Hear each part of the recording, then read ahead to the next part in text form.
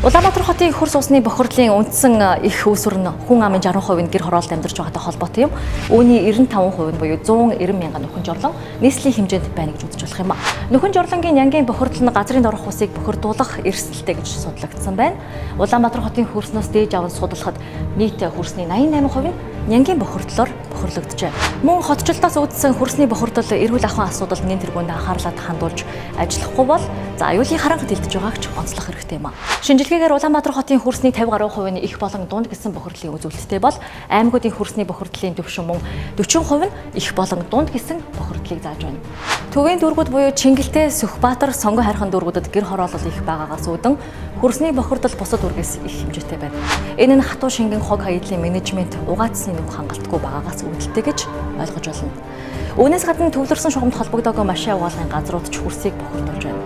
2018 онд нэгэн судлалын үзүүлэлтээр их бохирдолтой үнэлэгдсэн цэгүүд Баянгуут дүүргийн 9 дэх хороо, гэр хороолол, гэмтлийн эмнэлэг орчим, сонсголон орчим, нарантуул захын орчим, амгалан, хужир булан, шар хадны эцэс, дарих, офицеруудын ордны тойрог, 114 дугаар сургуулийн орчим, харгаа цэвэрлэх байгууламж, толгоотын хуучин эцэс, төв цэвэрлэх байгууламж, Сонгон хайрхан дүүргийн 32 дугаар хороо, Баастгол, Дэнжимийн зах орчим, Дамбдаржаа 7 буудал үйлчилгээний төв, 32-ын тойрог, Баянбүрдийн тойрог, зурагт гэр хороолол, хүчит шунхар зах орчим, бөмбөр худалдааны төв орчмуудад хамгийн өндөр үзүүлэлттэй байна. Хөрсний бохирдлоос үүдэлтэй гэзний халдвар төвчин дээгүүрт ордог.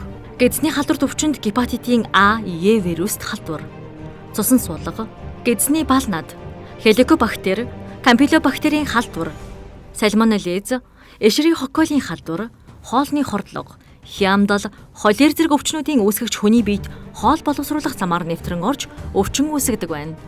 Эдгээр өвчин үүсгэгч нян вирус нь өвчтөй хүн болон эрүүл нян техникийн өтгөн ялгацсаар гадаад орчинд ялгардаг байна. Нян вирусээр бохирлогдсон ус, хүнс, сав суулга, эд материал бохир гар зэргээр дамжин амаар орж хоол боловсруулах эрхтнийг гэмтэн халууруулах, гүйлгэх, суулгах, бөөлжих зэргээр өвчлүүлдэг учраас гэзний халдвар төвчин гэж нэрлэдэг байна.